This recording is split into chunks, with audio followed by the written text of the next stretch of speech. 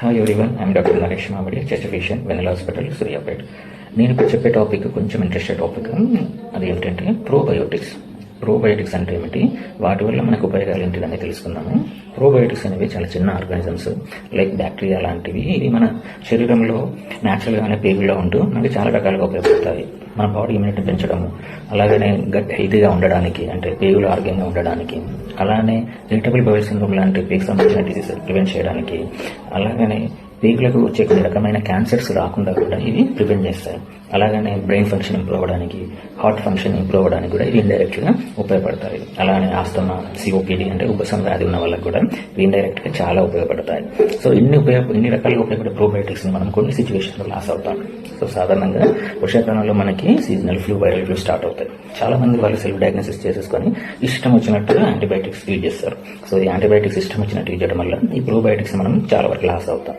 So probiotics loss అయినప్పుడు మనకి గట్టి తగ్గి వేరే రకాల జబ్బులు వచ్చే ఛాన్స్ ఉంటుంది. అలాగే ఈ ప్రోబయోటిక్స్ మనకి ఎలాంటి ఫుడ్లో అవైలబుల్గా ఉంటాయి, సో అవి తెలుసుకుందాము. సో ప్రోబయోటిక్స్ అనేవి మిల్క్ ప్రొడక్ట్స్లో చాలా ఎక్కువగా మనకి సోర్సెస్ ఎక్కువగా ఉంటుంది. సో ఈ ప్రోబయోటిక్స్ అనేవి మిల్క్ ప్రొడక్ట్స్ అయిన కర్డ్, యోగర్ట్స్, బటర్ మిల్క్లో ఇవి ఎక్కువగా మనకి అవైలబుల్గా ఉంటాయి. సో అలానే రాబనాలో కూడా ప్రోబయోటిక్స్ అనేవి ఎక్కువగా ఉంటాయి.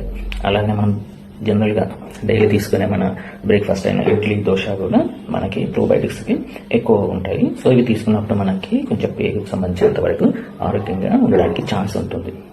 సో ఈ పదార్థాలు మనం అంటే ఈ కర్డ్ కానీ, లేకుంటే ఇడ్లీ, దోశ ఇలాంటివి మనం అనారోగ్యంగా ఉన్నప్పుడు, లేదా ఏదైనా సర్జరీ అయిన తర్వాత రికవరీ టైంలో ఇనిషియల్గా ఈ పదార్థాలను తీసుకుంటే కొంతవరకు మనకి గ్యాస్ట్రైటిస్ లాంటివి, విరేచన లాంటివి తగ్గొచ్చు.